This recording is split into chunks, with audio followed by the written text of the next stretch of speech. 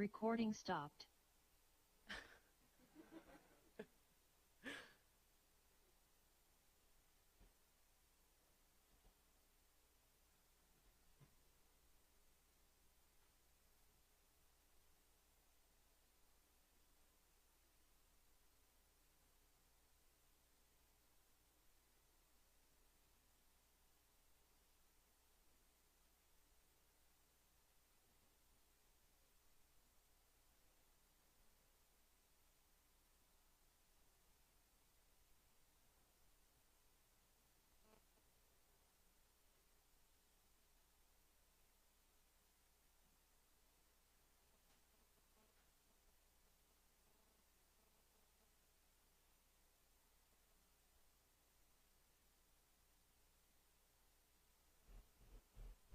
Recording in progress.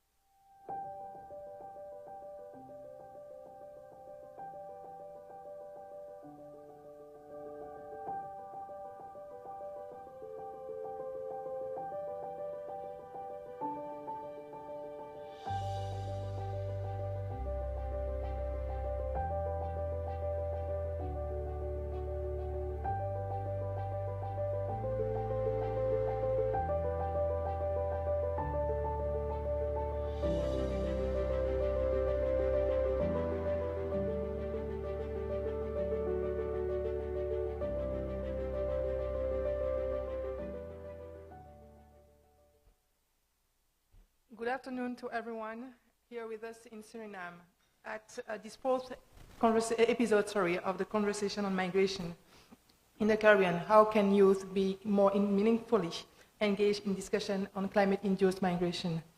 So we are very welcome and very happy to welcome all of you here in the room, but also on live stream.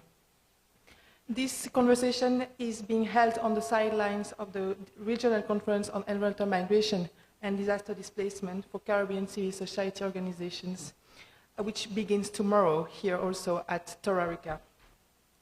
So welcome also to those joining us via Zoom and other platforms, such as the live broadcast on STBS and IOM Caribbean. My name is Hélène Glénisson, and I'm very pleased to chair this conference and this event, sorry. I am the project officer on migration, environment, and climate change with IOM Caribbean Coordination Office, which operates out of Barbados. In a special way, I would like to welcome our distinctive panelists for today's discussion. Joining us from the 𝗬𝗏𝗺𝗺 Opus Foundation, 𝗦𝗂𝗏𝗺𝗶𝗺 Association of Indigenous Village Leaders in Suriname, the 𝗦𝘂𝗿𝗃𝗃𝗃𝗃𝗃, 𝗬𝗏𝗃𝗃𝗃𝗃 Guyana, Dominica Association of Persons with Disabilities, Jamaica Climate Change Youth Council, and of course our moderator, 𝗬𝗬𝗪𝗑𝗃, Program Officer on Migration, Environment, and Climate Change based at IOM headquarters in Geneva. It is a real pleasure to have you all here with us. We are also honored to have all representatives of the government of the Republic of Suriname, other civil societies, society representatives from Suriname and across the Caribbean, students, media, in particular is STBS, IOM, and other UN staff, including throughout the region and globally, that are joining us today online. It is my pleasure now at this time to lead into our first speaker offering the opening remarks, Ms. 𝗟𝗏𝗪𝗏. She is as Sustainable Development Goals Youth Ambassador at the Ministry of Labor, Employment, Opportunity and Youth Affairs of the Republic of Suriname. Over to you, Ms. 𝗟𝗏𝗪𝗏.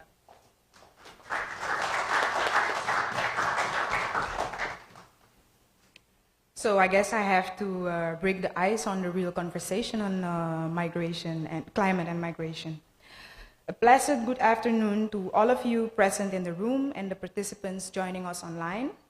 First of all, I want to thank the IOM Caribbean for inviting me and giving me the opportunity to address you this afternoon on a topic of high importance, a topic we say is an emergency, but do not act upon as an emergency. So I'm happy that we are gathered here today, which is a testimony that is not just about using the word climate emergency, but that we are aware that we have to urgently undertake action against climate change with a series of conversation on migration in the Caribbean, today the focus on youth migration and climate change. As we all know, people have always moved around the world due to conflict, or various economic, social, and cultural reasons, but lately we see that people migrate because of the changes in climate. One sec. Yes, because of the changes in climate, which is too much to bear. I'm not saying that the other reasons that cause people to move around the world are less serious, but when it comes to climate change, it means that our action towards nature have forced humanity to abandon a place they call home.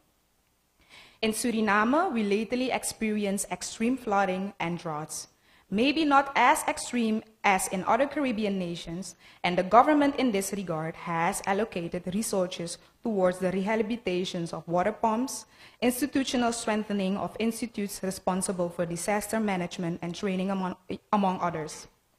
So what can governments do to protect climate migrants, especially our Caribbean governments? Today we have the opportunity as young people to discuss this issue and come up with solutions for our region and generations.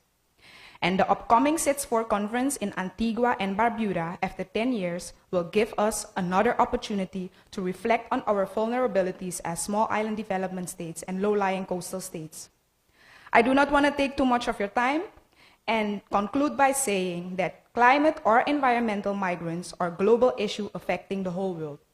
And all of us who have contributed to climate change should work together to solve this problem. And lastly, for the people who are visiting Suriname, Don't forget to spend some of your dollars to support the small businesses selling craft at 𝗬𝗂𝗃𝗃 and the waterfront.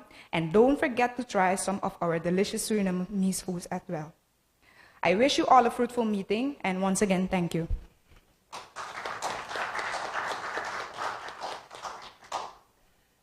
Thank you very much, Ms. Penza, and thank you very much for the tourist tips. We welcome now our second speaker in this formal segment of the agenda, Ms. 𝗍𝗵𝗃𝗏, the Deputy Director for Climate Change of the Ministry of Spatial Planning and Environment. Unfortunately, she could not join us in person due to health issue, but we have the honor to have her virtually.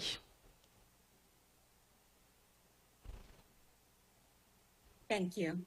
Good afternoon, everybody. Distinguished guests, ladies and gentlemen. I thank the International Organization for Migration in Suriname and International for giving me the opportunity to do the opening remark today at this panel event on behalf of the Ministry of Spatial Planning and Environment. Today, we have gathered here to have fruitful discussions on the future of climate and migration policies. These discussions should take place everywhere and should therefore not be limited to government offices and meeting rooms.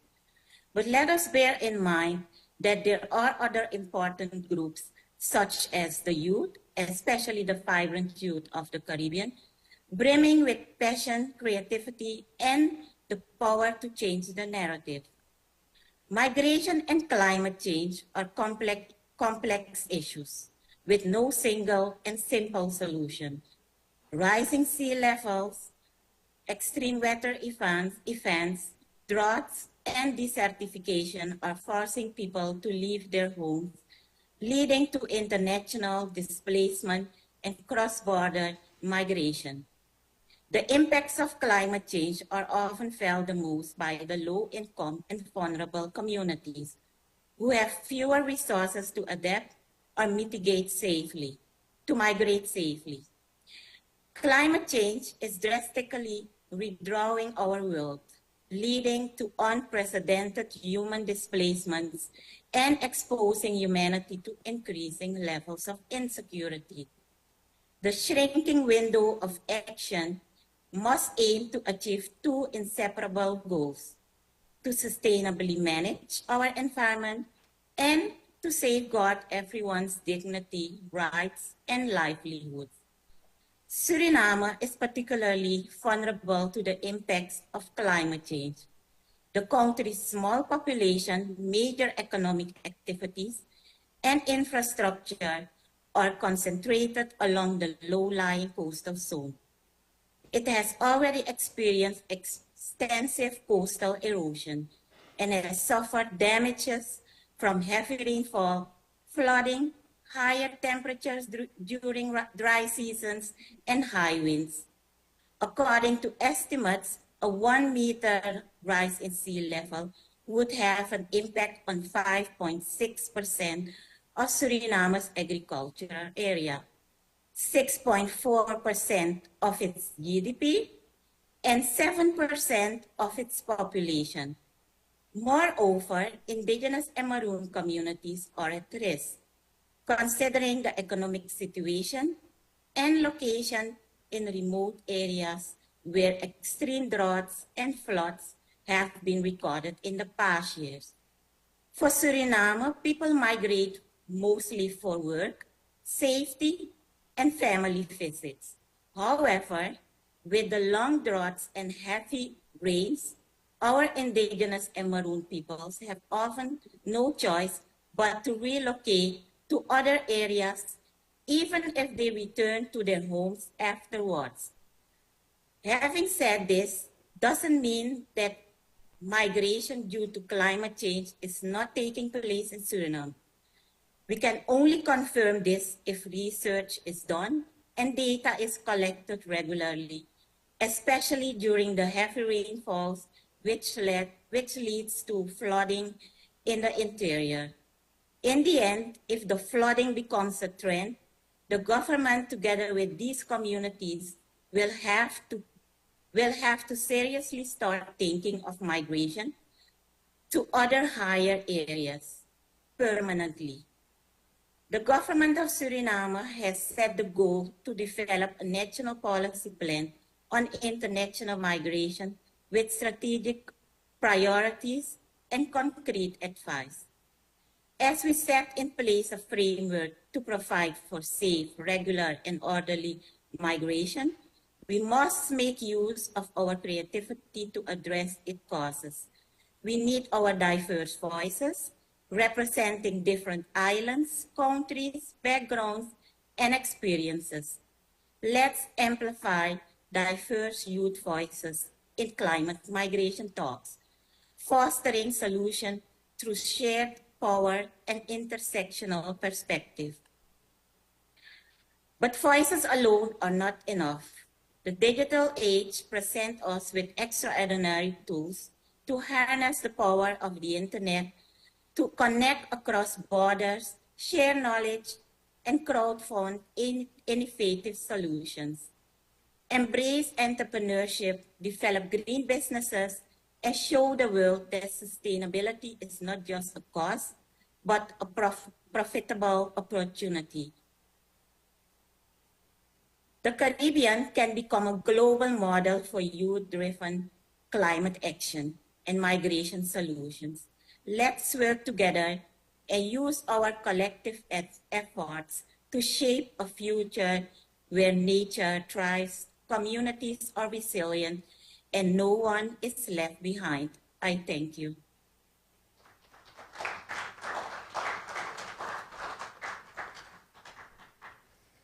Thank you very much, Ms. Patterson, and we truly appreciate you taking the time, even if you are not very well, to be with us this afternoon and to open this conversation on migration in the Caribbean event. Now the formalities are over, and we are about to push our youth up front and center of this migration and climate change conversation. First, we will flash back to COP28 and present a collective poem from COP28.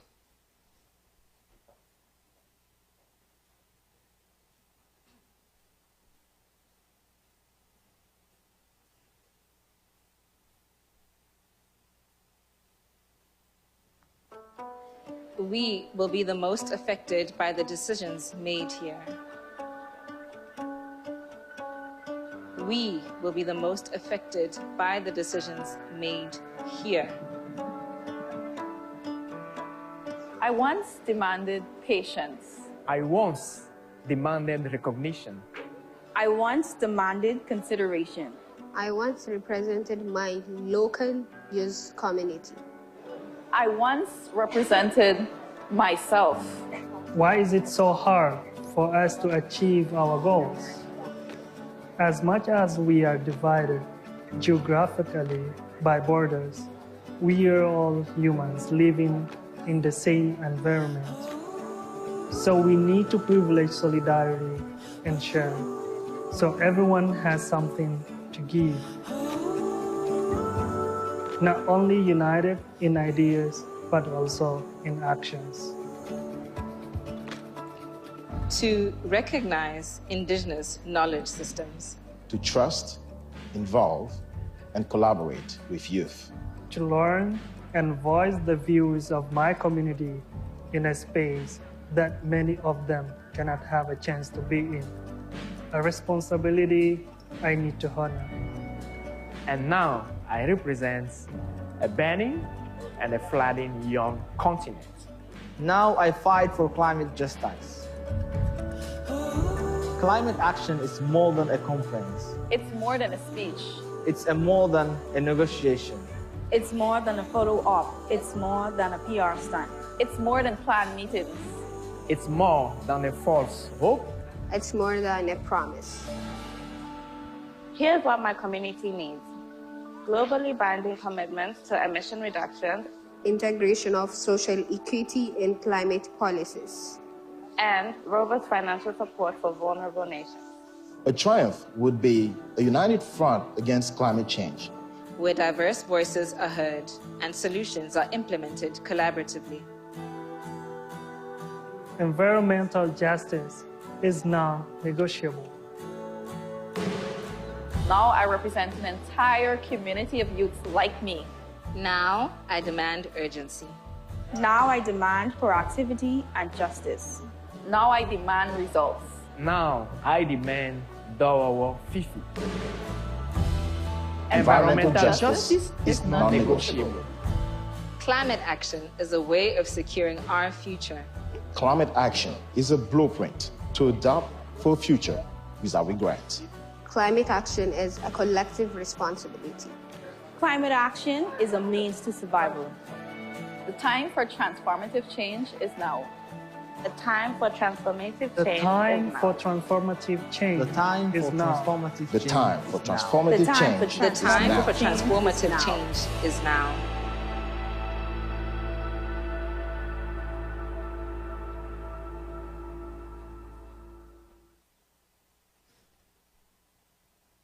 And now, with these words on climate justice and climate action, I am pleased to hand you over to our moderator, 𝗬𝗠𝗪, Program Officer within the Climate Action Division at the International Organization for Migration at HQ, Geneva, Switzerland.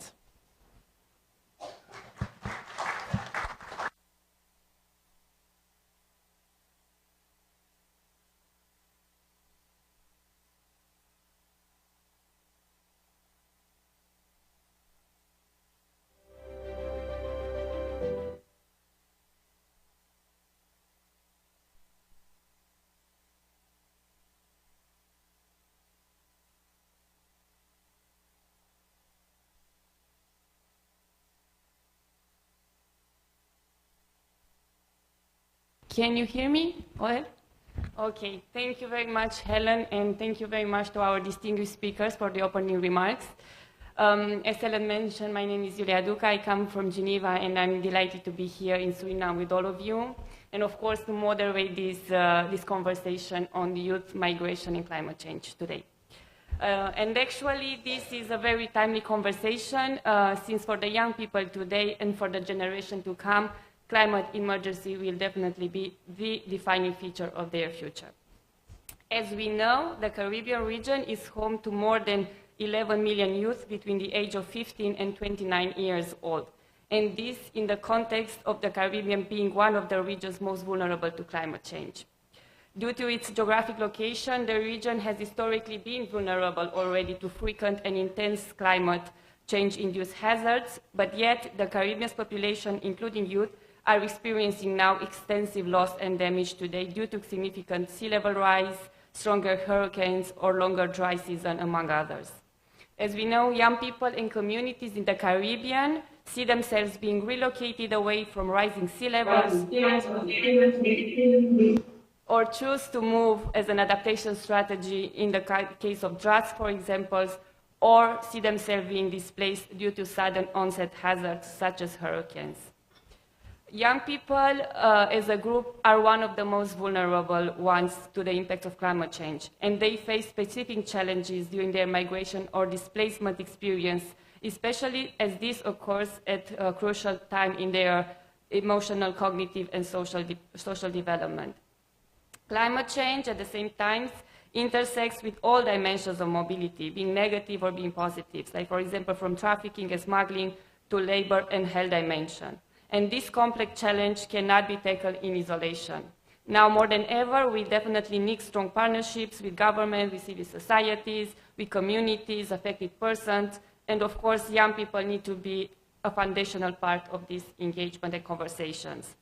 Therefore, there is need to provide a space for dialogue and engagement with young people being at the center in order to bring the forefront of national, regional, and international concerns the challenges and opportunities that the young people are facing today when moving in the context of climate change or disasters. We are witnessing not only the vulnerabilities of young people, but also a very active generation today that is fully aware of the challenges the world is facing because of the climate crisis, and are very much knowledgeable of the opportunities that lay ahead of us. Youth voices and ideas were an integral part of the COP conversation in the past year, but yet much more needs to be done to ensure a sustainable engagement of young people. and to fully recognize youth as effective partners in addressing climate change impacts, including on human mobility, and their key role, of course, in building resilience in their communities. With this being said, I'm very happy to open the discussion here and to introduce our distinguished panelists today. So very briefly, I will give the floor to each one of you to introduce yourselves.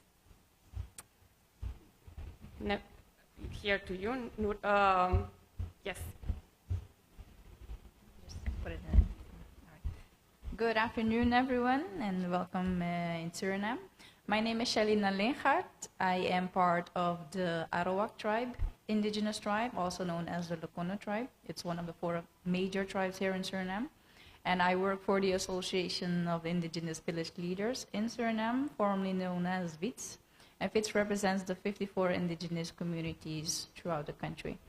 And by strengthening their traditional authorities and leaderships and supporting their communities with different projects, but also supporting their cooperation within regions and in the strengthening political and social participation in political and social processes. But our main goal is to obtain legal recognition of indigenous land rights and other rights. Thank you. Good afternoon. Oh, too close. Good afternoon, everyone. My name is Joel Simpson, and I'm the Managing Director at 𝗬𝗏𝗏 Guyana. 𝗬𝗏𝗏 Guyana is a human rights organization and movement leading change, educating, and serving communities to end discrimination based on sexuality and gender in Guyana and the Caribbean. Hi, everyone. I'm 𝗍𝗵𝗃𝗲 from the Jamaica Climate Change Youth Council. Thank you. And the JCCYC does work all across the island in Jamaica on climate change. We go into communities and try to help with these issues that can cause migration before it happens. Communities that don't have access to light or water, we try to use sustainable methods, renewable energy, water collection, grey water harvesting. We engage youth volunteers to come up with the solutions that can help their own communities, because really people from their area, they already have the solutions in mind, they just need the support. So we have a network of support for them, and we try to educate and reach as far as we can.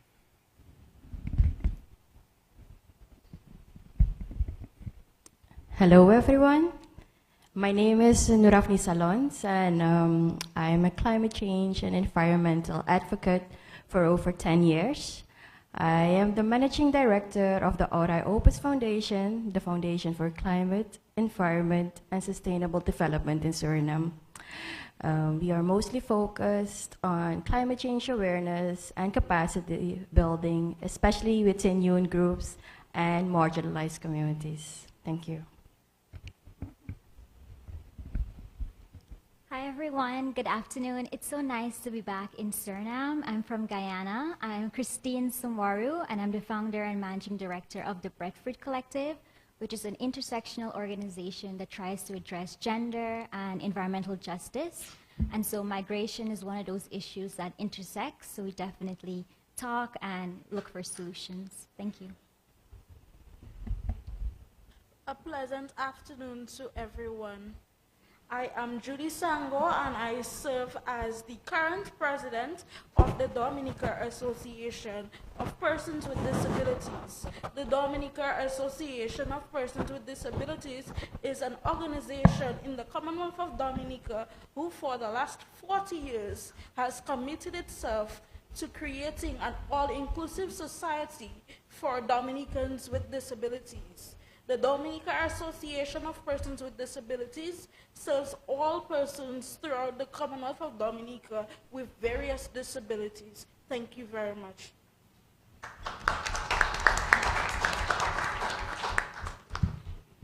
Thank you very much to our distinguished panelists today for the brief introduction.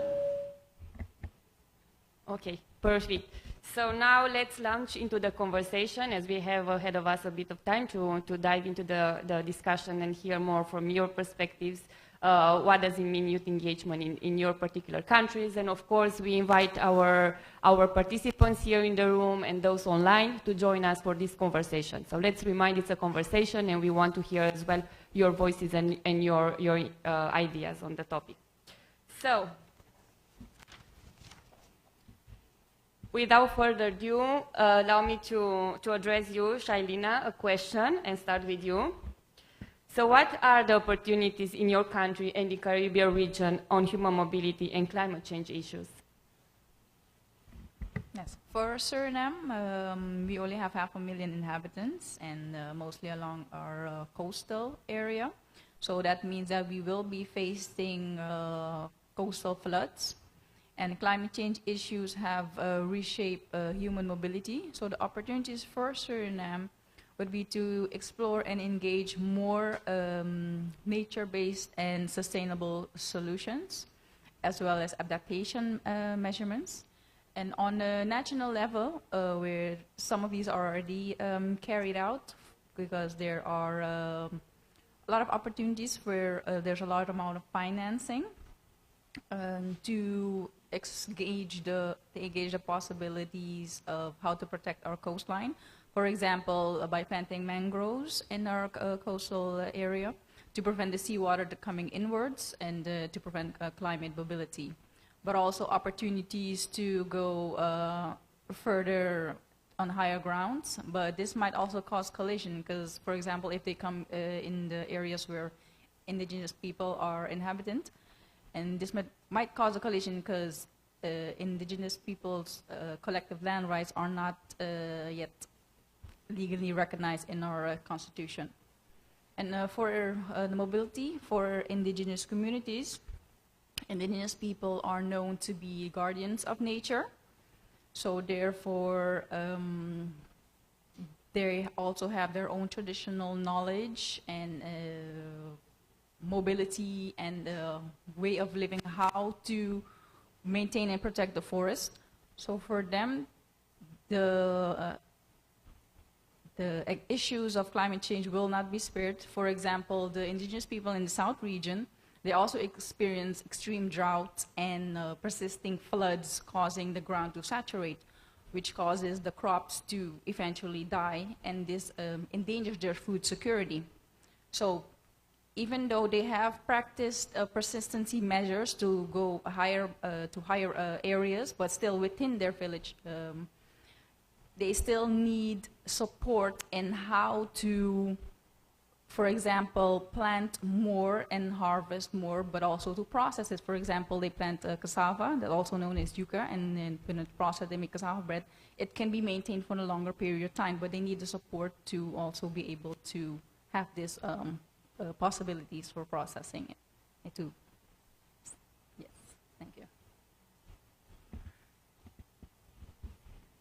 Thank you very much for replying to the question and for acknowledging and for providing solutions on how to protect the coastlines in Suriname, and for also pinpointing on the importance of the indigenous communities' knowledge in addressing the issue, also the challenges that they face. So thank you very much for this. Now, Joel, allow me to address to you another question. If you can provide us a bit of oversight of who are basically the main counterparts that need to participate in this type of conversation from your perspective. Thank you. Thanks. I think when we talk about youth participating in these conversations around climate-induced migration, we need to think very inclusively and to think about vulnerable youth especially being at the table and being part of the conversations. At the policy level, we tend to engage the mainstream youth organizations, which is great because they'll have certain amounts of capacity and they can articulate the issues at a certain level. But the climate crisis demands an intersectional response.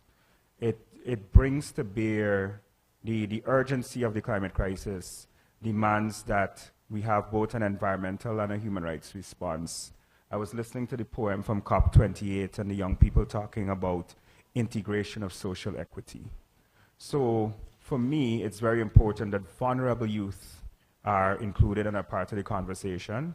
And what do I mean when I say vulnerable youth? I'm talking about young people whose socioeconomic circumstances, even without the climate crisis, make them more susceptible to human rights violations.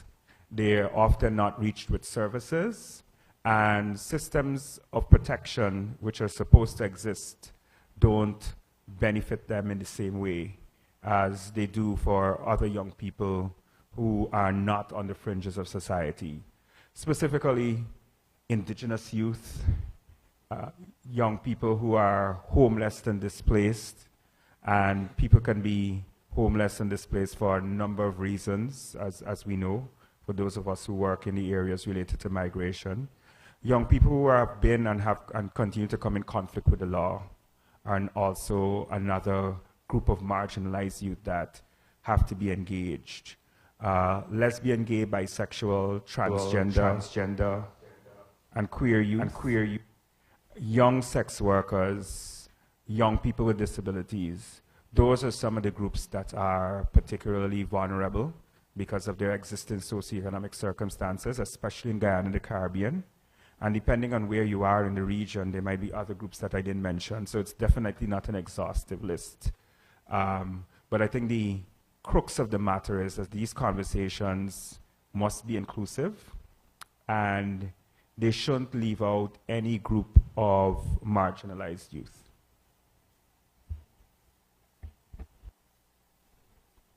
Yes, thank you very much. And I totally agree the conversation needs to be inclusive and to make sure that when it comes to the young people, as we know, they are not a homogeneous group as per se, and there are many things that need to be considered, their vulnerabilities, and everything should be brought at the table and be considered when we discuss different policies, especially in the context of climate change and their mobility.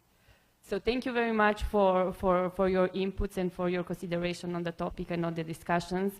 And now we open the floor to our other distinguished panelists here today, if they want to reflect on the interventions from our colleagues here, and of course to the public and those colleagues online attending. Please feel free to intervene and to share your experience when it comes to the opportunities in the countries to engage on the topic, or who you consider could be the other counterparts that need to participate in this type of conversation.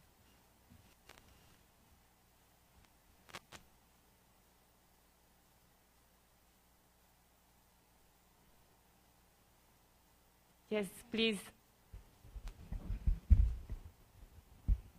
Thank you. I definitely agree with Joel and what he said about inclusion. And I think when we're doing this intersectional work, we always have to ask ourselves, who is missing and how can we bring them and for them to be a part of their, share their realities. We're not supposed to speak on people's behalf.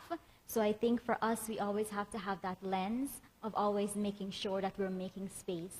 And as an intersectional feminist, we have this principle of thinking abundantly, of thinking that there is enough room for everyone. And when you're thinking abundantly, when you're thinking about everybody, that's where you get the diverse solutions. And people who are closest to the problem, they're the ones who actually have the solutions. Thank you very much, Christine, for replying and these important questions. And I totally agree with you. The people that are like actually facing the problem also have the solutions, and we really need them to this. Okay, thank you. Please.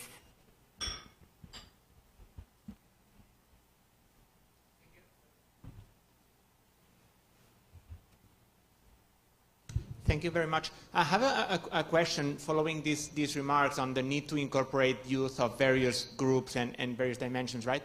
I'm wondering, and looking at the examples that Joel mentioned, what about the case in which youth may not be organized, right? Because we're sort of thinking about, right, engaging with organizations, with associations, with groups, right? But some of the cases that Joel mentioned, maybe we don't have structures, right? And I'm wondering whether you could maybe expand a bit on how do we engage with non-organized groups, to put it somehow, right? And maybe that's not the right formulation, right? But how do we go about these cases in which there's no representation necessarily to bring them to the table? Thanks. Thank you very much, Pablo. Yes, please, Joel, over to you. I think this is where some of the more organized youth-led groups can play a role, and some of the larger kind of youth coalitions, charging them with reaching out and engaging, and there are different ways to collect people's inputs and so on, community consultations, surveys. It could be a lot more formal depending on the resources that you have. But just going out and listening to people. I know a lot of the work that, for instance, that the Breadfruit Collective does in Guyana is premised around that kind of reaching people where they are and going out into communities, meeting in a park under a tree and having these conversations with groups who might not be at a conference. And I think collecting those kinds of inputs, documenting them, and feeding it up through the information chain so that they get to spaces and they get to rooms like this is one way that could be done. Just to add, because you asked the question of how, is there an issue with providing capacity building for such organizations that you're saying are underdeveloped or more scattered than you'd like? Because yes, you can go to the established organizations that are already doing the work, but then a lot of grassroots organizations get ignored.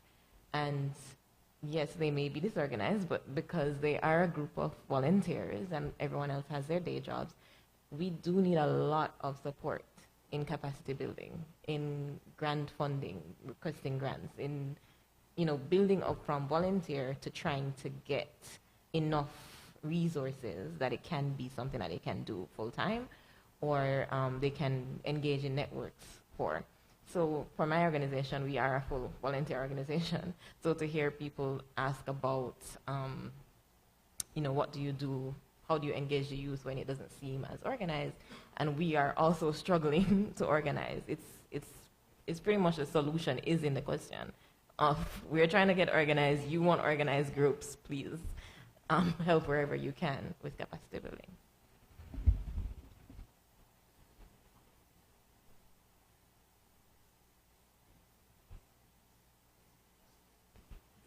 Yes, just to add on, climate change, how do you engage more youths? Sometimes certain terms are sound like a new phenomenon, especially for those who live further away and not close to the coastal area where you can receive all the information by internet or by other social medias. So it's a bit challenging because then you have to translate what is climate change in other terms that they understand, because they do experience it. They do see that their crops are dying. They do see that the animals are pulling further away. It's hotter, or areas keep flooding. So they do experience this, but they don't know what the term is. So for us at 𝗦𝘂𝗶𝘃, what we do is that the most information is in English, so we try to translate it to their traditional languages and explain it to them, and also ask them for solutions. And in that way, they also participate and engage on how they see to maintain their sustainability in their villages. Yes, thank you. Thank you very much for participating in what it is the conversation today on this. And I totally agree with you, the importance of capacity building, especially for young people, and of course acknowledging the language barriers when it comes to the topic, especially when it comes to indigenous communities. They speak their native language and so on. So all these, both opportunities and challenges need to be considered when we address this kind of discussion. So thank you very much for this. So, if no other questions, yes, please, over to you.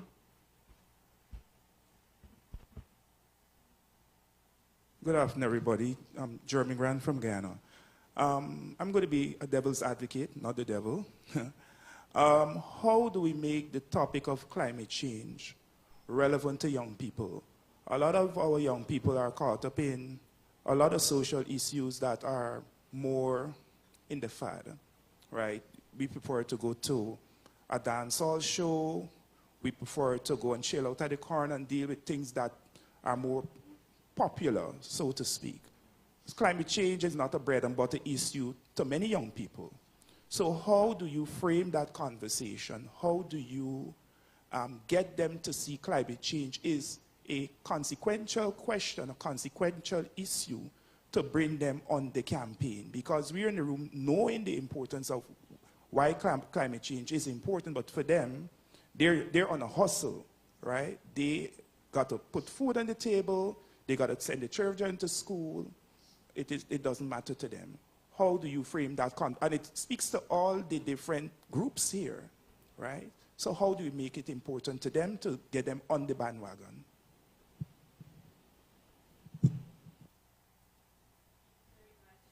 Over to our panelists, if you want to reflect on the question. It's working. When I talk about climate change, exactly what you said, like people are on the hustle, they care about the now, and that's what I care about. I want to know, what do they care about? What makes them happy? So when I'm working with young people, I talk about my interests in climate and gender, but I also want to know about their interests, what makes them passionate, what do they care about, what's the issue that's burdening them the most. I want them to bring their whole self into this conversation about climate justice. And so even if I'm advertising a program or a conference or a seminar, I'm making sure that I'm putting in like brackets, like this is for someone who cares about youth development, mental health, employment. These are all issues that are tied to climate change and climate justice. And I always tell them, when I'm talking about climate justice, we're talking about justice and social justice. And when we're talking about social justice, this affects people at the most vulnerable stages. And I tell them that they're advocates in their own right. So they can speak. As much as I'm educated in this topic, they are coming in and teaching me as much as I can give to them. And so I like to break down the way in which I'm including young people. I'm seeing them as an expert in their own right. I'm breaking down where we meet. Joel mentioned like meeting in an open space where it's accessible to them so they're not intimidated by the space itself, and also making it a space where young people feel like their voices are valued and it's important. It's okay that they have so many different interests. That's totally okay, and climate change can be one of it because they're living it. To add on breaking it down for them, because you said it's not a bread and butter issue to them, but it is a bread and butter issue because it affects their job prospects. It affects the agricultural community, the fisheries community. So it's just about letting them know that this is the reason why you're seeing a decrease in the fish population. And it's because of the coral bleaching and the warmer temperatures in the water. And this is why your farm it's so hard and tough for you to be toiling in the sun, and it's all coming up dry and brittle. So yeah, we do have those conversations, and they are able to tell us that they do this to combat this. So then you have to include their findings in your research or in your what you are trying to do as well. Because they may not be doing it in a way that they're like, oh, climate change is coming and I'm doing this. They're doing it in a way that I realize over the years that this thing is happening, and so they have solutions. They just have a different type of conversation with you. And it may not be in English, as you said. We all have our local creoles and dialects and languages. So yeah, it's a variety of things, but we try our best to reach people where they are.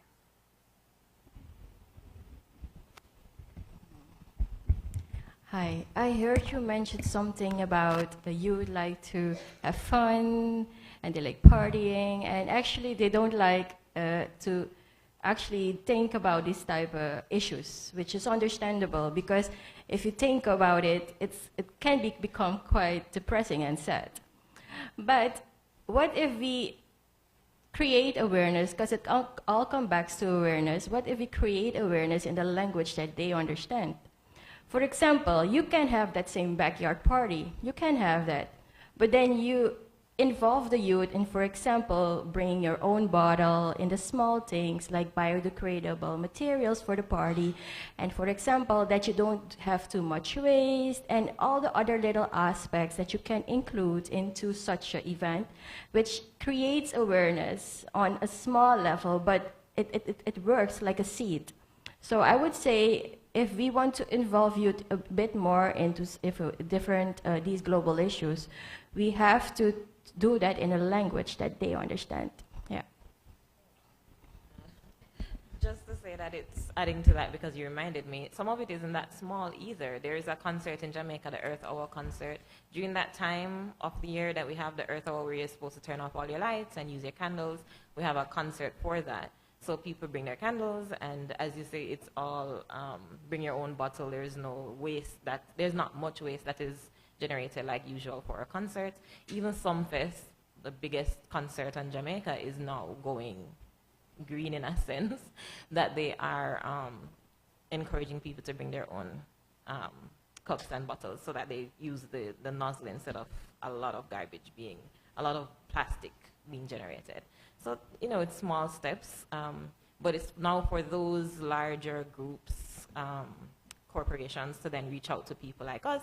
And we did actually partner with them for the Earth Hour concert. We were able to speak to the crowd about deep sea mining, and they were very receptive. And so that's when they started to realize that, hey, we can start to incorporate different groups to come and teach you something in between the songs and the sets. Because yes, people want to relax and have fun, and we're Caribbean people, but there can be a mixture.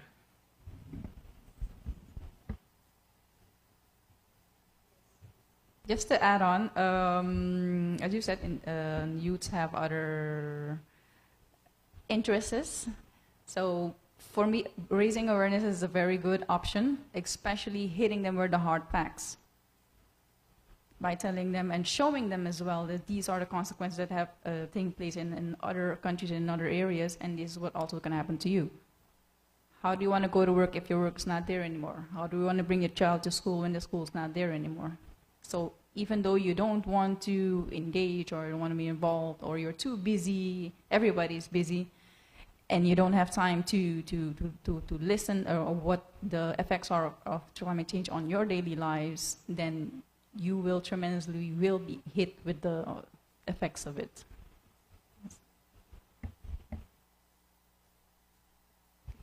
Thank you to all for this enriching conversation. We have just one intervention from the floor, and then we go to the next round of questions.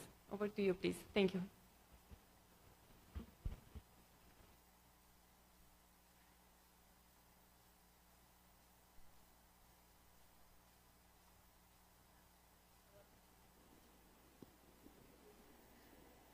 My mouth is pretty big.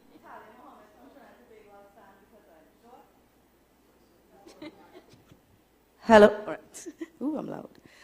One of the questions, something Joel said, encouraged me to just share something very short, and I would love to hear from youth representatives here. I have a colleague named Mariella, and she usually traverses some of the lesser-known waterfalls in Trinidad, and she engages with poor families and communities that go to the waterfalls, and she observes them littering. And in these spaces also, you find people dump a lot of white waste and e-waste as well too. And she was giving me the story, and I think sometimes because we're in these spaces, we tend to forget, or we use the word ignorance and not educated enough, that she was explaining to these children that the waterfall goes to the river, and the river goes to the ocean, and they did not know that. They said, "Miss, we didn't even know that." So children turn into youth, and do you think one of the barriers we have in the Caribbean is the fact that our education system is still far behind in what we teach our children? And what do you think the young adults, I don't like to call you all youth, young adults' role is to support a change in curriculum or improvement in curriculum, which is taking far too long to upgrade to meet these needs for capacity building? Thank you.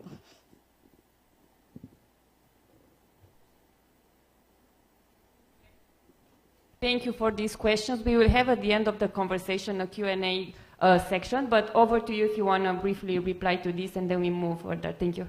Sure, briefly, because I don't have a perfect answer, but I am a teacher, and I do try to incorporate in my lesson, as I was taught to do, incorporate different themes in my lesson. I teach English, but then you can incorporate other themes in the English lesson, and part of that includes environmentalism. I learned that growing up as well. My teachers taught in that way. So it is actually a part of the curriculum. In Jamaica it is.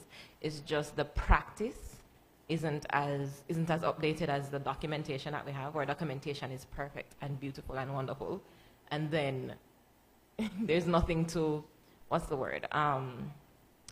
There's no checks and balances. Teachers can do anything in their class, and there's no way for anyone else outside of it to know what's going on. So that's the part that I would say that we would need more attention on right now. Assessments, external and internal, more support for teachers in classes. So it really shouldn't just be one teacher in a class, to be honest. Most of our classes have 50 students. There should be a teacher and a teacher's aide. Then you can have more eyes on what's really happening. So it makes no sense that we have in all these documents that this is what should be happening, and then in reality it's not what's happening. Then we also have to remember the pandemic happened. Teaching right now, I started in October, teaching right now is very different from when I was on teaching practice before the pandemic. The students are, you know, the common knowledge that you're talking about, just waterfall to river to sea, it's abysmal what they're going through right now. The students are struggling, the teachers are struggling, parents are struggling. So there's something that needs to happen, and a conversation that needs to happen about what the pandemic did and what we were falling behind before, and how we can address everything to then, you know, put forward something else, because it's not working right now. Not just on environmentalism, on literally everything. Any sort of civic duty is deteriorating, and I'm very scared about what happens when this graduating class leaves and we start to feel the effects of what's been happening in our education system. Thank you very much. So we are falling a bit behind, so let's move forward to the next topic. You're already anticipating a bit of the conversation, but it's very nice to see how the conversation is shaping. So now, if you allow me, I'll address to Christine now. Thank you. So Christine, if you can tell us what are the opportunities for climate action in the Caribbean to help reach social equity and climate justice. Thank you so much. So the climate crisis, migration, and all the injustices that comes with displacement is real. And so we have to talk about it as it is happening right now, right in our own Caribbean community in Haiti. We have to talk about and use an international lens of, you know, global genocides that are taking place. And I like to say that when we're talking about youth and youth involvement, we're definitely not a monolith. We require different things, and we carry various identities and realities that would aid in these solutions. And I always like to say Caribbean youths and youth in general, I think we put so much burden on them to carry the load, and we have taken on the challenge, but I think there is a need for more spaces to include youths and this intergenerational conversation that needs to happen between older generation and the current generation when we're thinking about this work and how we go about it inclusively. We have to think about it as abundantly as I mentioned before, and we also need to be engaged meaningfully, so not a one-time thing, but also understanding that inclusion happens, it takes a while, it takes as long as it takes. And we talked about children previously in one of the questions. Youth and children, they're very different, and they're very different entities that needs to be engaged. And I think they're both vulnerable groups, and therefore they need to be engaged in age-appropriate means by talking about the environment, but doing so in a way whereby you're emphasizing it is a despairing topic, but at the same time there's hope and there is diversity, there's innovation. They are already living in a climate-changing world, so they are already aware of the impacts. So when you're talking about it, you have to talk about it in a way that would inspire and inspire hope. Thank you very much, Christine, for this. And exactly what you mentioned, that both children and youth as groups are not a homogeneous group, so as I was already mentioning, and their needs are exactly the same. So we need to look very much specifically to their needs and vulnerabilities when it comes to their age consideration and so on. But also, of course, you mentioned about the engaging of youth, which is not just ticking the box and bringing them at the table, but really making this sustainable in time and really have them as part of the conversation. And of course, their ideas being considered and implemented, and not just listen to the young people, but really taking their advices into consideration. So thank you very much for this. Allow me now to address to Judy. So Judy, if you can tell us how should the youth and vulnerable groups be better included for innovation actions addressing climate mobility? Thank you. Thank you very much for your question. Judy, if you can speak a bit closer to the microphone for those listening online as well. Thank you. Thank you very much for your question. Youth and vulnerable groups can be better included for innovative actions addressing climate mobility through several approaches. Permit me to share a few with you. Firstly, education and awareness. Providing education and creating awareness about climate change and its impact on mobility among youth and vulnerable groups is crucial. This can be done through workshops, seminars, campaigns, and educational programs focused on climate change and sustainable transportation. Inclusion in decision-making processes comes secondly. Ensuring the active participation of youth and vulnerable groups in decision-making processes related to climate mobility is important. Their voices and perspectives should be heard and considered in shaping policies, strategies, and innovative solutions. Empowerment through capacity building comes thirdly. Youth and vulnerable groups should be provided with the necessary skills, knowledge, and resources to actively participate in addressing climate mobility challenges. This can be done by organizing training programs, providing access to learning materials, and encouraging entrepreneurship in the field of sustainable transportation. Collaboration and partnership comes next. Foster collaborations and partnerships between youth, vulnerable groups, and government bodies, including non-governmental organizations and the private sector. Encourage cross-sectoral partnership to share knowledge, ideas, and resources, fostering innovation and ensuring a holistic approach to addressing climate mobility. Funding support comes next. Provide financial assistance to youth and vulnerable group-led initiatives and projects to tackling mobility challenges.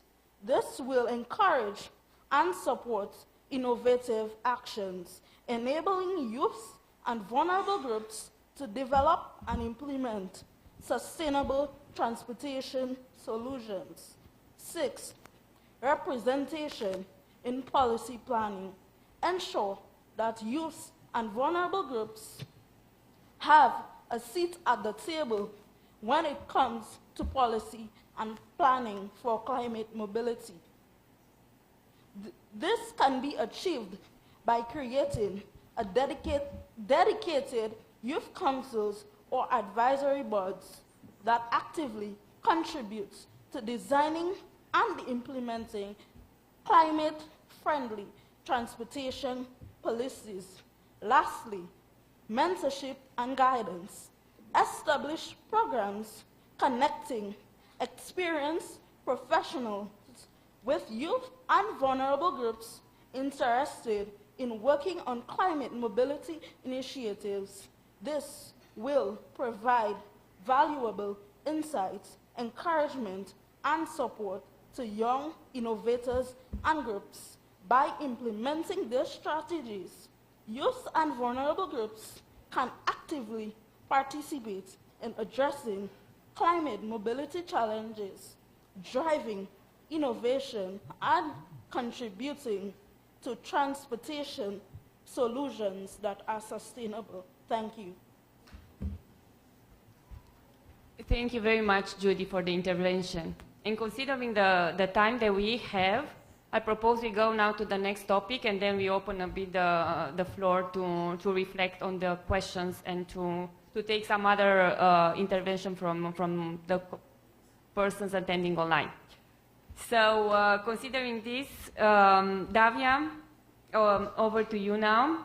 If you can please let us know what support do you need to strengthen the engagement on climate-induced migration. Thank you, over to you. Thank you. We addressed some of this before, but youth climate groups do need capacity building, and we can't stress it enough. It is a lot of volunteer work, and you do need structure to be able to make it financially viable for people to actually continue the work, because it is a lot of burnout that occurs with the group, with the few people that keep coming back over and over again to do the work. So we do need people to help with the structure of new NGOs, help with grant funding, help with sharing the information as well, because while we can go into communities and do the grassroots work, it's more impactful if we can then get that to build off of that. If it's a one-stop with one community, then there is no progress that happens. So you go into a community, you solve this issue, and then after it deteriorates because there are other people coming up who have not been educated in this or not in this issue or whatever it is. Just as you say, the littering that happens there, the fishing community when they're overfishing and not adhering to the laws. It's something that, it's a continued relationship that has to happen. So the groups that have the most success are the ones that are able to do that. So like fish sanctuaries in Jamaica are doing a very good job. They're able to have a continued relationship with the fisher folk.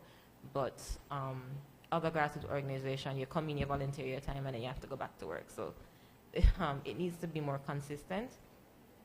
Conversations like this are great because then you find the people who are already doing the work and you try to fund what they're doing and you try to hear from them. So there becomes a space for them to then broadcast what they have been doing already. So it creates more networking, more relationships are building here. So thank you for IOM for that. You need also legislative support as well, space as Judy was saying, in making legislation. Whenever that comes up, it's usually, well, I can only speak for Jamaica, it's usually just a couple of days before you hear that they're going to look at this legislation, and then you have to read through this thick document, and then you're thinking of your own job, you're thinking of school, if you're still studying, and it becomes, it's just so difficult. So the processes have to change. They have to include a lot more time, and then include a lot more space for civil society to speak. It's usually just a few select groups, and it's usually people who are already in the know. We do have a youth council, a national youth council as well, which is one of the suggestions that Judy has. But it's become something that is for people who are interested in career development rather than interested in the environment or solving issues for their community. So they get in, do what they can to network, and then get out. So it's self-serving, and it's great that they're able to then get out of whatever situation they're in, but it's individualistic.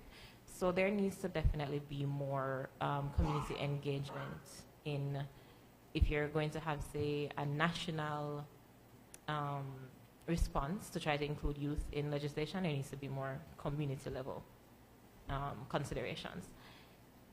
And yeah. Thank you very much for replying to the questions, for walking us through all these considerations.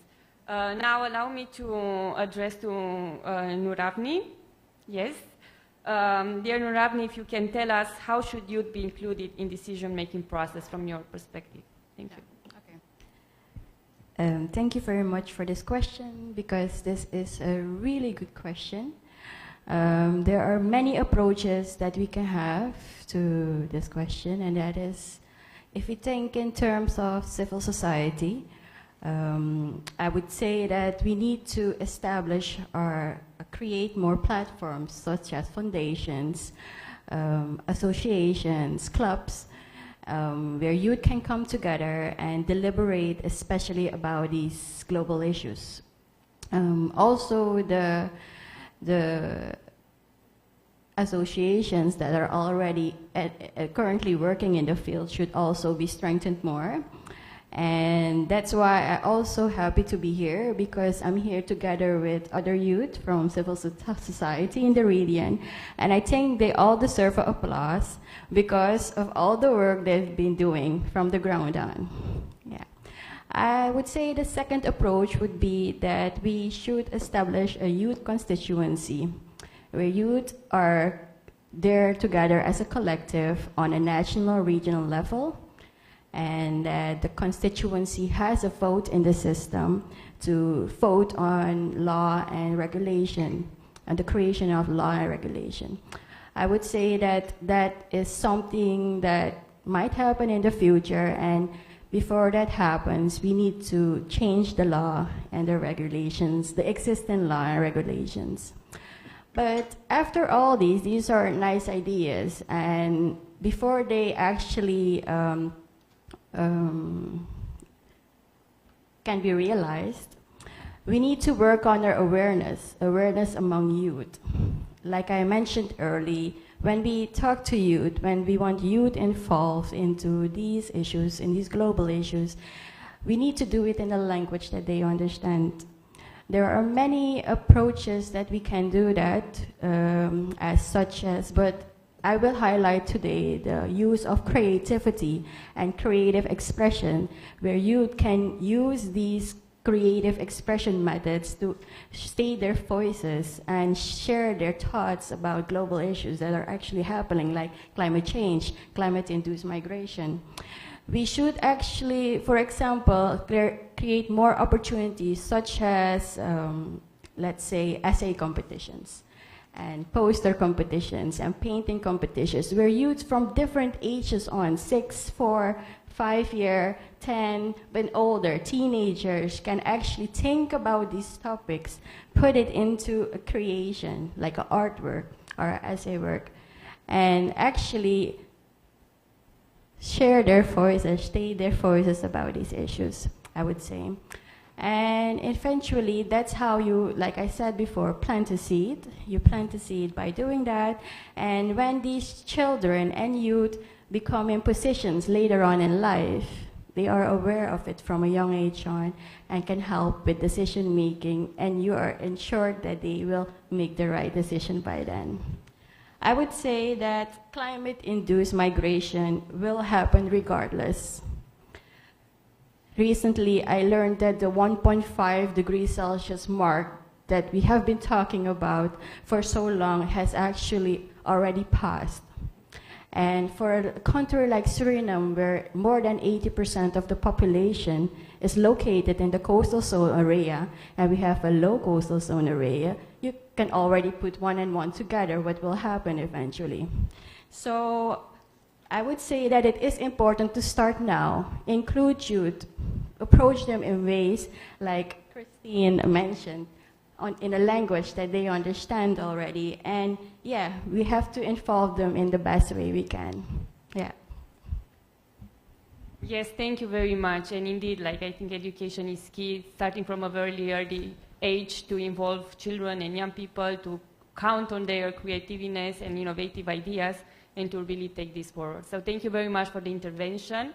Considering the time, we already have some questions online, so we will be able to take a few of these questions addressed to our panelists here before we wrap up. So one of the questions is related to the strategies.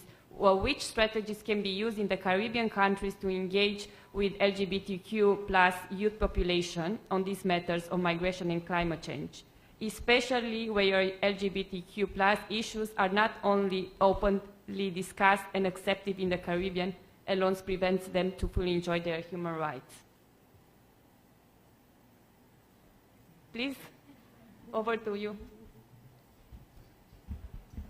I don't think the strategies for LGBTIQ populations would necessarily be completely unique than to any other marginalized youth group that you might be working with. It will depend on your country context, and we have used different strategies around community mobilization before to tackle other issues, and we've learned those lessons. HIV being one of them. The strategies that we use for community mobilization and reaching communities that are criminalized and heavily on the siege, face a lot of violence, face a lot of discrimination. We use peer-led navigation. We use peers to reach peers.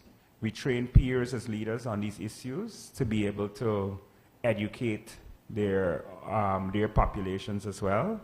Support groups, and discussion groups that take place within communities and so on. So I think a lot of strategies for groups that are driven underground will have to be led by communities themselves, because these groups will not be very trusting of outsiders who would come to engage with them, especially state actors in a context where they remain criminalized and they're also targeted by other agents of the state.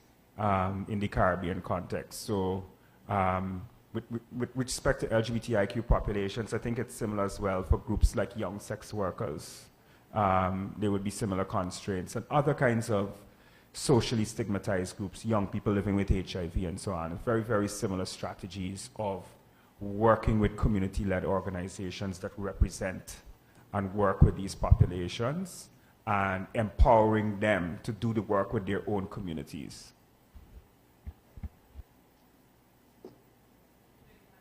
Thank you very much, Joel, for reflecting on this question. So if no other intervention on this, we have another questions from participants online. So the question would be, are there any statistics available on the demographic changes in the Caribbean, especially a country like Suriname, due to climate change? So we come now to the statistics and to data when it comes to the topic. So if any reflections from your side or from participants in the room, of course, please.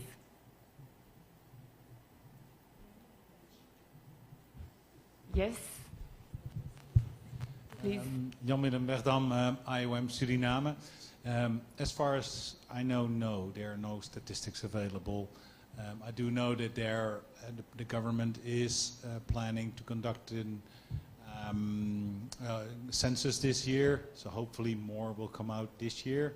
And IOM is planning to do a profiling of migrants early next year. So also then we know more about migrant groups and their intentions of staying, but also of moving over.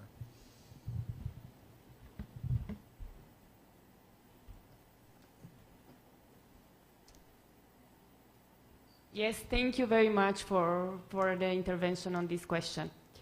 So now we also open the floor for other intervention on the discussion, on the conversation, either from the participants here in the room or online, or our panelists, if they want to reflect on what has been discussed. Yes, we have two interventions from the room. Please, the floor is yours. Yes. Good day, everyone. My name is 𝗍𝗏𝗧𝗦𝗏. I'm from the Youth Council of Suriname. I'm here with a few other colleagues. I want to add something to what one of the people here said. They said we need to reach young people and to speak their language. But when we reach young people, it's also important that the older generations that already walked the path, already have experience in a certain kind of stuff, that they also give room to young people to express themselves. Because when you train them and when you guide them, it is time for them to express themselves and to show themselves, right? So it's important that the older generations give room to young people so they can do what they need to do, because at the end of the day, young people are the next in line after the older generations. concerning thereof, it's also important that young people also know that we also need to train the parents so they know how to guide their children, because I can train you as a younger person, but when you go home and there's a certain situation at home that influences you as a young person, recording stopped, then you are still in the same cycle. So I think that also the parents need to be informed about the state of their child. They also need to have some basic life skills, so they need to guide their children in the right path. Thank you. Yes, thank you very much for the intervention. We have another participant that would like to take the floor, so please, the floor is yours. Okay. Thank you for allowing a young person like me to take the floor. Yes, if you can please keep the mic closer. Thank you. I'm Vanya David from Dominica, and you can see I am young plus, I do not have to tell you. So thank you, young people, for having the young table, which is very appreciative. My question would come after somebody who said they are the devil's advocate, and that's not what I want to be. I'll never be, but I'm still running the question. Allowing the young persons to take their space. And then my friend on my table just said, the older generation making the space for the young persons. Of course, I believe and I have seen, with all respect, that the older persons have made the space for the young persons within all sectors. But it comes back to one of the answers that somebody gave on the table, that how do you engage a young person within a conversation that is not the conversation that the person is interested in. For example, we say youth, but we have different categories, and my friend said that there are lists of youths. Afflict youth. How do you address afflict youth into migration? That's what they want to hear. They do not want to hear the other conversation. How do you take me from Dominica to wherever the Olympic is, the other conversation? It would be forced. And so how do you see the peer pressure of youth wanting youth into joining another conversation where they're really not interested? And so take us to that table, please. Thank you. Thank you very much for this. If our panelists would like to reflect on these two interventions, please.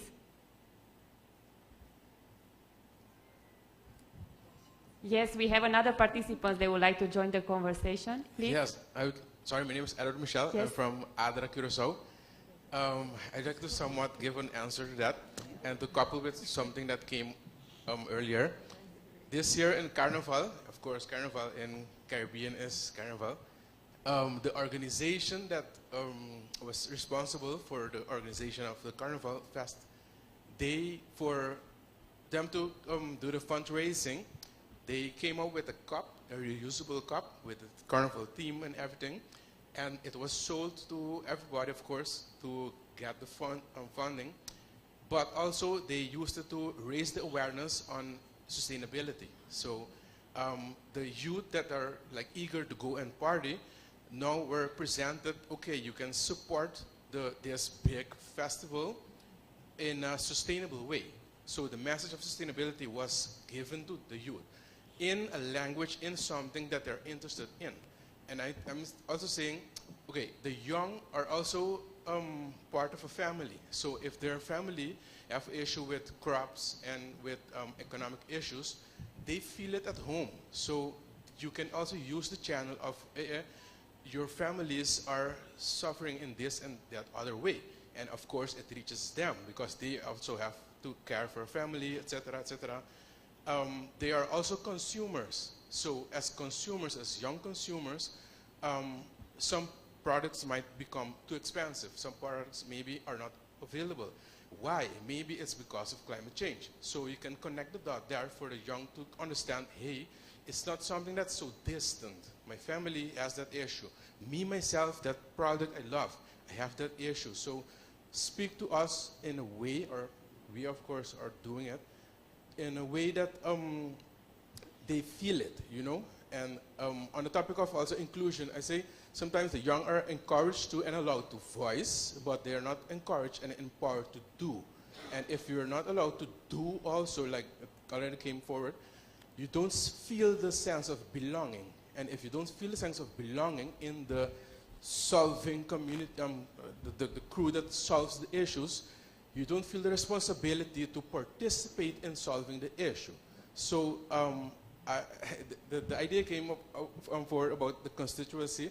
I would say also maybe make it in a law that like maybe 5% or maybe 10%, I don't know, maybe more, of the government and parliaments and executive in other NGOs and also other governmental organizations need to be comprised of young people. So let's say maybe people 25 and younger, because you're encouraged to study, to build up your capacities, gain knowledge and everything, but then you're set aside. And that is, of course, it hinders what we would like to accomplish. So if you don't connect that, there's no synergy and it won't work.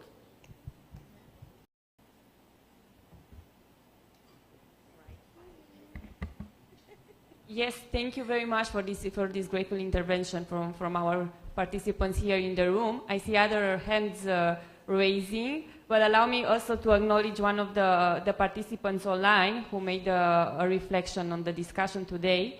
So Justo Ortega mentions the fact that development, implementation, and promotion of university careers specialized in climate change in the Caribbean is key to combating this reality. And we cannot agree more. So thank you very much for this intervention from our participant online. So now, to one of our participants here in the room, the floor is yours. Recording in progress. Is it on? Yes, yes. Yes. So thank you to all of the panelists for all of your presentations. They certainly were thought-provoking, and it, particularly for persons of a certain age. The one thing I wanted to hear, which I haven't heard, so I want to introduce this to you, is the manner in which you take national issues, because all of you are representing different countries in the region, and take those national issues across the region and engage with your peers in other countries. Can you speak to that? What have you done to accomplish that? And what do you think is needed in order to accomplish that if it has not been done already? Thank you.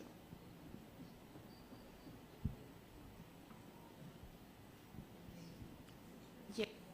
Okay, so I would like to respond to this. Please, Judy, the floor is yours.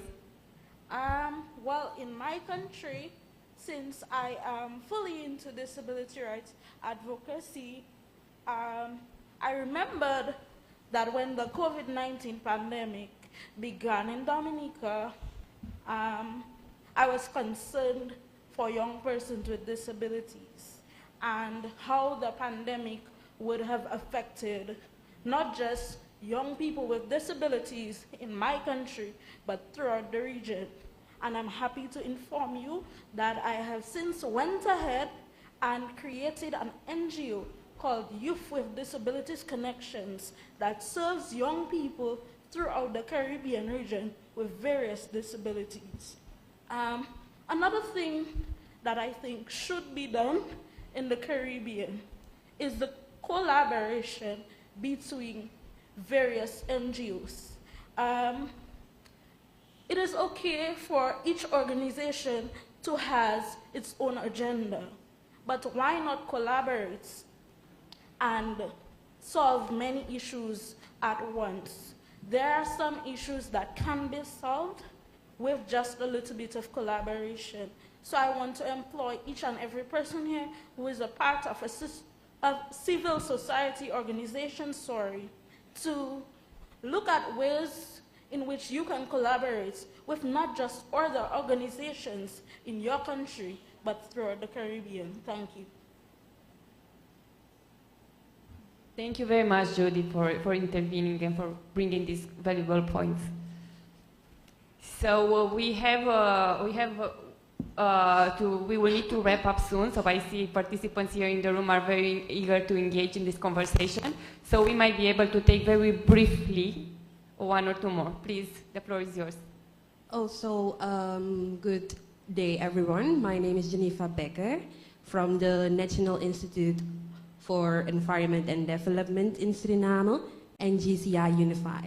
So there were a lot of remarks made today, and I think the core of what has been discussed here is that awareness is the key. Raising awareness amongst youth is the key.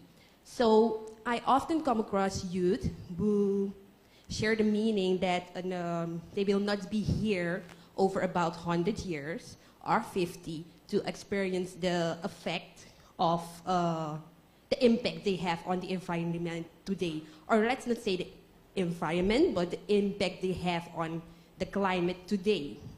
So I would like to know how you would address this situation. Yes, that's the question. Thank you. Thank you very much for this question. Yes, please, over to you. Yeah, that is indeed a good question, and indeed youth often ask that to themselves, but also to others, like, what is the purpose of doing this work right now? Because 100 years from now, we'll not be here. I think all of us, you know. But how I look at it, as from a personal standpoint, is that everything that I do now is not for me. It's for my community and for generations to come, for my descendants and generations to come. I think that's very important that we as youth start thinking about that and the purpose that we have on earth. Because eventually we will have children and they will have children, and it's so on, it will continue. And the question that we should ask each other, I think in everything that we do in life, what will we leave behind for them? Not only on the matters of climate change and migration, but everything that we do. And when we have that answer, I think that we will find our purpose there and continue so in our mission. Yeah. Yes. Thank you. Please, we can briefly. Okay, no problem. I would like to add, because while thinking of the future is great, there are things that are happening right now. So usually if you ask them enough questions, they'll realize that the things that they have been experiencing, complaining about, issues they've been having, is because of stuff that were decided 20 years ago. But they wouldn't know because they're not, well, how we teach history is a boring dates by dates and only for 100 years ago. We're not looking at the contemporary effects of everything that policy decisions, pollution, everything that happened right before, and exactly how it leads directly to this. People can't see it yet. But if you ask them enough questions, they will. And then once they realize that, they'll realize that, one, we're on a chain reaction, no matter what they do now, even if we stopped right now, there is still enough carbon dioxide in the atmosphere for global warming to keep happening. So the chain reaction that we're on, we have to radically do something different to actually change the course of our lifetimes. So it's something that's going to affect us not 20, 50 years down the line. It's affecting us right now, and within the next 5 years, we'll start to really see what's happening. A lot of people see things as disconnected. When they see the floodings happening, they see droughts, they see that food resources are different. Everything is processed. We can't actually get fish like we could just walk on the beach and buy it from a fisherman. It's different now. So things that have changed, you're not seeing the connections. I remember there was a time online when there were a lot of videos of things happening in Europe, like a lot of flooding and stuff. And people were like, oh, this shouldn't happen here. Because they're so used to it happening in countries like ours, in Africa, in places that have been oppressed or resources have constantly been extracted from, that when they saw it happening somewhere else, first world developed nations, they didn't see it as something connected. That what was stolen from us has fueled a global disaster that's going to affect all of us. Yes, us first, but everybody eventually. So if we don't start seeing it now, when? Yes, thank you very much for these great reflections and for a very insightful conversation that we are having today. I think that this conversation can move forward and go on. There are many inputs and many great ideas that participants online in the room and the distinguished panelists, of course, are bringing at the table. But unfortunately, we have limited time, so we will need to approach the wrapping up of this conversation, and I'm very happy to give the floor for some closing remarks to 𝗬𝗲𝗃𝗲, the IOM coordinator for the Caribbean. Patrice, the floor is yours. Thank you very much for being here today.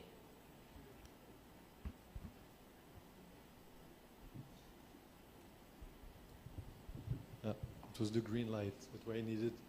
All right. First, thank you, Julia, for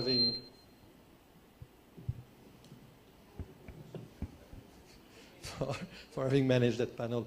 But first of all, a very warm welcome to all of you. It's really great to have all the Caribbean represented in this room. So if we can get a big round of applause for all of you, for all our panelists, really thank you for being there. I want to really emphasize, it's just the start of this conversation. We are just starting it because we have another 2 days with most of you to continue that discussion.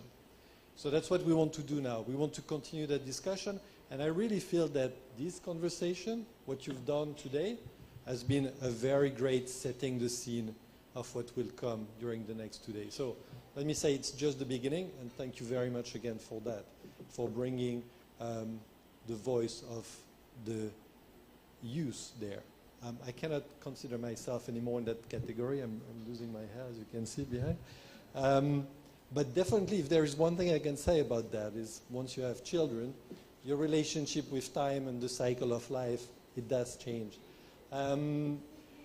Your relationship with time in particular, I remember when I was 20, I felt that, wow, I have so much time in front of me, and then you just get this sense that it's just getting faster and faster and faster. And that's the reality of it. You were really right in what you said. Climate change is the reality today, but it's going to be a reality in 20 years, in 30 years. We're basically, us as this generation that is right now supposedly in charge, we are just a placeholder for you to come and you to leave the space to those that will come after you. Because the problem we have with climate change is that it's already there. It's not reversible. It's too late. We failed that. We're talking about this 1.5 degree. We know that 1.5 degree doesn't mean 1.5 degree everywhere. It means that places like the equator, where you already have temperature that are raising and raising, can you imagine what it would be if suddenly we had to spend like a full month with temperature? Recording stopped. They do it on purpose because they want me to stop. I know them. 34, 35 degrees with 80% humidities. Do you know what that makes? That makes 40, 45 degrees. Those are deadly temperatures. It's not a joke. It's something you can die from. So that's really the reality that we're going towards. So there will be migration. There will be places that will not be sustainable anymore for livelihood. And that's why those discussions right now are so essential, because we already need to see how to adapt. What I find very promising is those type of exchanges, because we can see that there is the understanding, there is the willingness. We've asked to start and kickstart these 3 days of discussion to have the younger generation to come to the forefront. In the next 2 days, we will have all representatives of the civil society organization. And you've already mentioned very important elements during the discussion. Some of them are related to the need for inclusiveness. I think one element that I found very great in the moving narrative around climate change is that finally we've linked that with social justice And that's essential because it's really about leaving no one behind. And we know that there are a lot of human rights fights that are today's fights that still needs to happen, including in the Caribbean for the inclusion of all groups, especially those that are discriminated. So we cannot drop those fights, but we need to understand how that also is compounded by climate change and what can be some of the solutions. Because solutions need to come from where the issues are happening, and that's where I think it's brilliant to say it like that. It's really about how do you talk to the one that confront the problem to be part of the solutions because it's for them at the end of the day. Now, what I really hope we're also going to be able to discuss is to dwell further into the capacity building discussion. What does it mean to build capacity? What does it mean to work with proxies? Because you cannot necessarily engage with everyone at the same time in the same space. So you need to find like proxies, participative processes, having the capacity to do that, relying on those that are more structured, how they can bring on board those that are less structured. How to ensure that we have everyone that can have a voice in a way that they feel comfortable with. How they can be heard by all generations. I think for me, one of the big eye-opener for the Caribbean, and I've not been in the region for a long time, was to look at the demographics. For me, demographic plus climate change, those are the two biggest challenges for the Caribbean. Demographics are showing that for most countries, there is a declining population. Not only a declining, but an aging population. In Barbados, there was an article today. We moved from 10% of the population that was in retirement to 16% of the population in retirement. That has a very high cost. It means that young generation are becoming more and more also a minority in the Caribbean with outward migration, including brain drain that is compounding that problem. This plus climate change, those are really like the two, for me, most significant issues that we need to look at, and looking at it also from a perspective of what does it mean in terms of mobility. Mobility as an adaptation to climate change, mobility as a support for green and blue transition of the economy. So there is a lot of things that also must happen there. Talking about capacity building also, I'd like to just make a small word to thank the French government that has been supporting that project. Also to remind, if you are not aware yet, that we will have also the pleasure of having the French ambassador with us for receptions that he's hosting tomorrow and also at the end of the day on Friday. We also need then to talk about creating the structure for that engagement to really happen. There's a lot to be said about decision making, and you were touching upon that. I don't think we have the right structure that really allow participation into decision making process at the end of the day. And we need to look at that. And here, a message from the UN side, and you will hear it tomorrow also from the resident coordinator, is really about like the UN are here to help to support that agenda. Leaving no one behind, for instance, is a very strong agenda for the UN. The digitalization and the data discussion is a very strong one. So we will also like to see through this type of project, this type of discussion, what kind of clear outcome, actionable outcome can come out of it.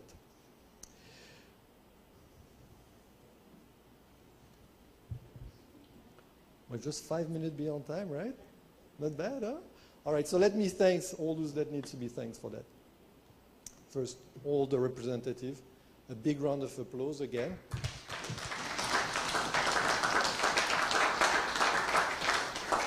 Thank you really much for bringing your voice to that discussion, for setting the scene also for the next 2 days.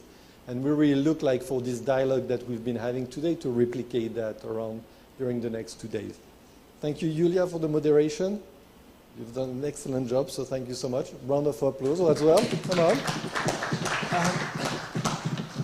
All the people also from IOM sitting at the back. Thank you very much for having organized this event. So this has been also including from the team, the coordination team, but also the Suriname office colleagues that have been there. Hélène, of course, that has been managing that whole project. I'm saying that also because this is like the fourth conversation on migration in the Caribbean, fourth iteration that we've been doing, and we're trying to do each time new teams, also doing it in different countries. We were in Antigua in December, and that's really a format that we'd like to promote, to have different discussion. I would like also to thank the hotel as well, the staff, the technical staff that have been there, 𝗬𝗂𝗍𝗧 also for having broadcasted and recorded that event. So really big round of applause also to all of you. And to all of you who came and filled that room. Now, we've been talking about the fact that, new tech, because as we know, it's not always easy to travel among those beautiful places. But once we have the opportunity to be together, it's great as well, because networking, making